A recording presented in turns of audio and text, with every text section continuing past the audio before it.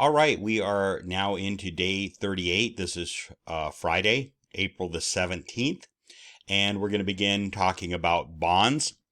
So how do bonds compare?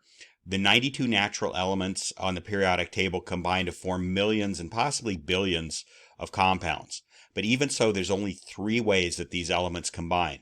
And they're not all that difficult to understand. Sometimes you have to study them a little and practice them a little, but they're really fairly simple. So there's 3 types of bonds. The ionic bond, that's when an atom passes electrons to another atom. They become charged, one positive, one negative, and they attract each other.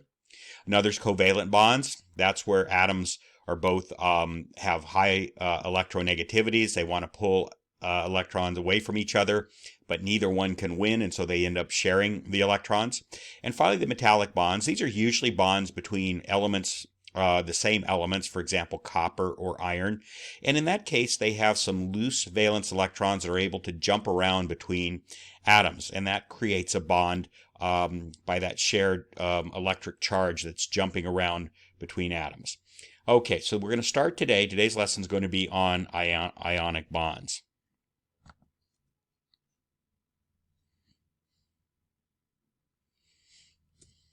All right, so what are ionic bonds? Ionic bonds result when an atom transfers an electron to another atom.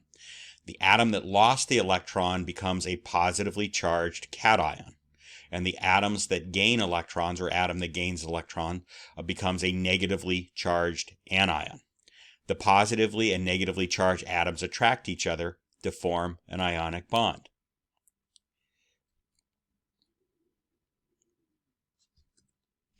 So the atoms that give up electrons are usually alkali metals, alkaline earth metals, or transition metals. So there they are, and the transition metals are the ones in the middle. These elements have relatively low ionization energies, so they easily give up electrons. Remember that metals always give up electrons, they never gain electrons. So everything you see there in green is some sort of a metal, and they're going to give up electrons and become cations.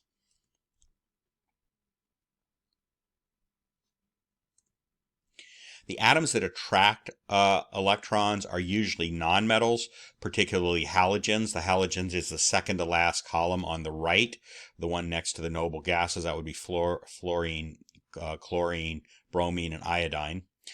These elements have high electronegativity, so they strongly attract electrons.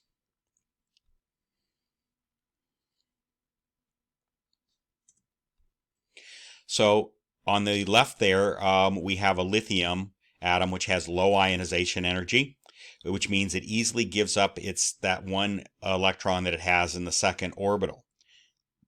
On the right is a fluorine atom. It has a high electronegativity, so it wants to pull in an electron. And remember, in addition to those 2 things, or really the reason for those 2 things, is that these both want to fulfill the octet rule. They both want to have full valence orbitals. So that's the objective of any atom, is to fill its valence orbital. When lithium and fluorine get together, the lithium gives up one of its valence electrons to fluorine, or its one valence electron to fluorine. So what happens is that electron flies over there. So now fluorine has a full octet. It has 8 electrons in its outer orbital, and it's fulfilled the octet rule. Lithium, on the other hand, has lost an electron from its second orbital, so essentially doesn't have a second orbital anymore because there's no electrons there. So now for lithium, the first orbital is the valence orbital, and it is full. The first orbital can only hold 2 electrons. So both of these have full valence orbitals, and therefore they both fulfill the octet rule.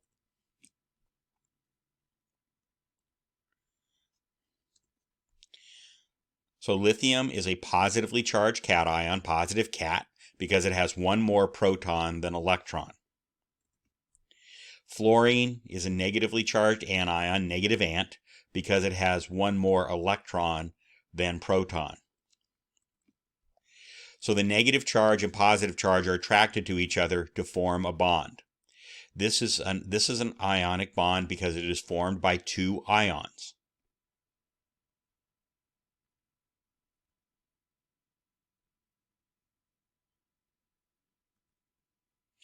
Notice that ionic bonds follow the octet rule. Lithium's valence orbital, which is now the first orbital, is full. Fluorine's valence orbital, which is also full, so that both are happy.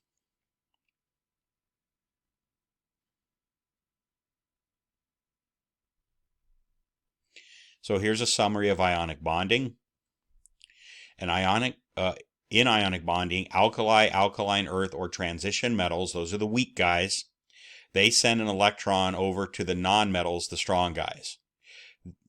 These guys over here. This makes the alkali, alkaline earth, or transition metals positive, and the nonmetal negative, so that they attract each other.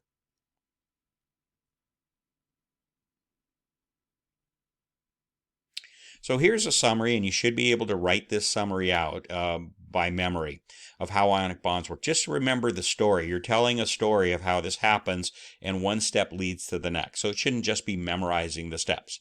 So let's go ahead and read these. The ionic bonds happen between a metal and nonmetal. The high electronegativity of the nonmetal pulls in the electron of a metal. The low ionization energy of a metal means that it easily gives up the electron.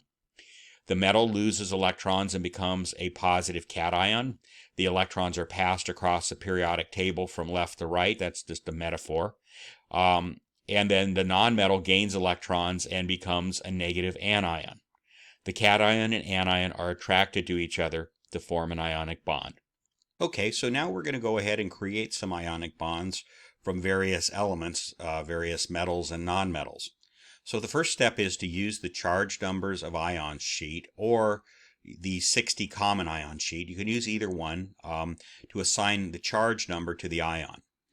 Then second, you use the crossing arrows method to assign the subscripts. Remove any negative signs from the charge numbers, though, when you assign the subscripts. Finally, you reduce the subscripts if they have a common factor. So let's go ahead and just look at 4 examples here, and then you'll do some on the assignment. So create an ionic bond from the following. First is sodium Na and bromine Br. So if you look at either of the sheets mentioned above, you'll see that sodium has a +1, a 1+ charge. Bromine has a 1- charge. So if you crisscross those numbers, you end up with Na1 Br1. Take off the minus sign. And of course, whenever you have 1 as a subscript, you don't write it. You don't actually write it down. So you end up with NaBr. Let's go ahead and do one where the charges aren't exactly identical or balanced. So you have potassium, which is a 1+. You see that it's in the first column of the periodic table. And oxygen, which is a 2- charge. So they're not balanced. You have to have the charges balanced in order to create the ionic bond. So what this means is you're going to need 2 potassiums, so 2 1+ to give you a total of 2+, to balance out the 2-. So 2+, 2- balances out. That means you're going to need 2 potassiums. Again, using the crossing arrows method, you just take those 2 numbers, take off the minus sign, and crisscross them, and you end up with K2O, potassium oxide. Beryllium and selenium, same thing. Beryllium is a 2+, selenium is a 2-. So you crisscross them and you end up with Be2Se2. But since those have a common factor of 2, it's like reducing a fraction. You can just reduce those down to 1 and 1. There's 1 beryllium for every 1 selenium, in other words. So that's BeSe. Finally, we have iron and we have nitrogen. Now, iron, if you look at your sheet, could have either charge, a 2+ or a 3+. In the assignment, if I give you an element that could have one of several possible charges, you can pick whichever one you want. I chose to pick iron 2+.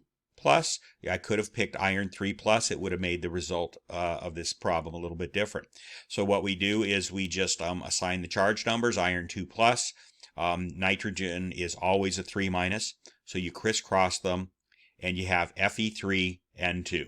In other words, you need 3 Fe2+, that's 3 times 2 is 6 to give you 6+, and you need 2 N3-, so that's 2 times -3 gives you -6, so you have +6, -6, they balance out. All right, and that's how you would do that. So go ahead and do some of those on the assignment, and this is all there is for today, so we'll see you on Monday.